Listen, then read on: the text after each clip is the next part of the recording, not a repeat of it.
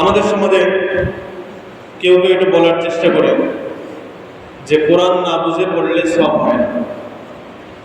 আমাদের সমাজে কেউ কেউ এটা বলে যে কোরআন না বুঝে পড়লে সওয়াব হয় না। এই কথাটা ঠিক না। তিরমিজি শরীফের একটা হাদিস, রাসূল করিম সাল্লাল্লাহু আলাইহি ওয়াসাল্লাম বলেন, মান ক্বারা হারফান মিন কিতাবিল্লাহি ফালাহু বিহি হাসানাতুন ওয়াল হাসানাতু বিআশরি আমসালিহা। আল্লাহ রাসূল বলেন, তিরমিজি শরীফের হাদিস, আল্লাহ রাসূল বলেন যে কোরআনে কারীমের একটা হরফ মাত্র পড়ল, তার এমন একটা নেকি হয় যেই নেকি 10 নেকি সমপরিমাণ হয়। অর্থাৎ এক হরফ পড়লে কয় নেকি হয়? 10 নেকি হয়।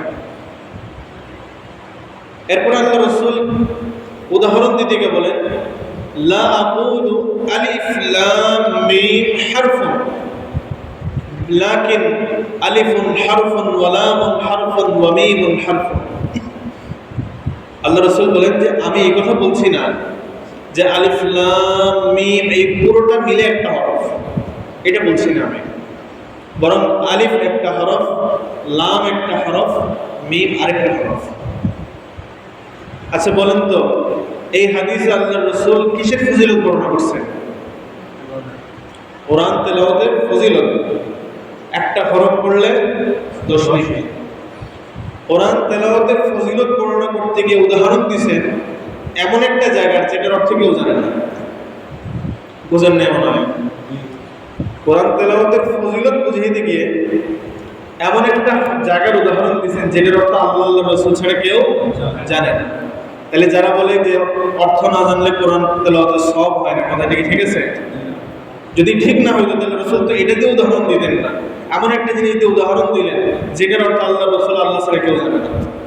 আমরা সবসময় পড়ে আলিফ লাম মিম, কেউ অর্থ জানি না, যে সওয়াব ঠিকই হচ্ছে। এই আলিফ লাম মিম পড়লে যে সওয়াব হয় এটা তো হাদিস দ্বারা প্রমাণিত।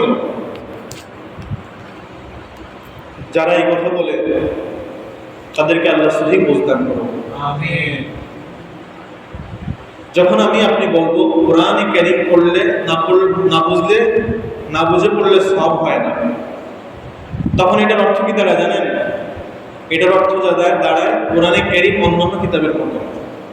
একটা বাংলা কিতাব যত মূল্যবান হোক, যদি অশিক্ষিত মূর্খ কেউ না বুঝে তাহলে তার কাছে এটার কোনো দাম আছে? সে উপকৃত হতে পারবে না। ইংরেজিতে অনেক মূল্যবান একটা কিতাব লেখা, একজন ইংরেজি পড়তেই পারে না, সে কি এখান থেকে উপকৃত হতে পারবে? কোরআনের সাথে পৃথিবীর সমস্ত কিতাবের পার্থক্য এই জায়গায়। পৃথিবীর অন্যান্য কিতাব, অন্যান্য বই না বুঝে পড়লে কোনো উপকার হয় না। কোরআন হলো এমন একটা কিতাব যেটা বুঝে পড়লেও সওয়াব হয়, না বুঝে পড়লেও সওয়াব হয়। এটাই হলো কোরআনের বিশেষত্ব।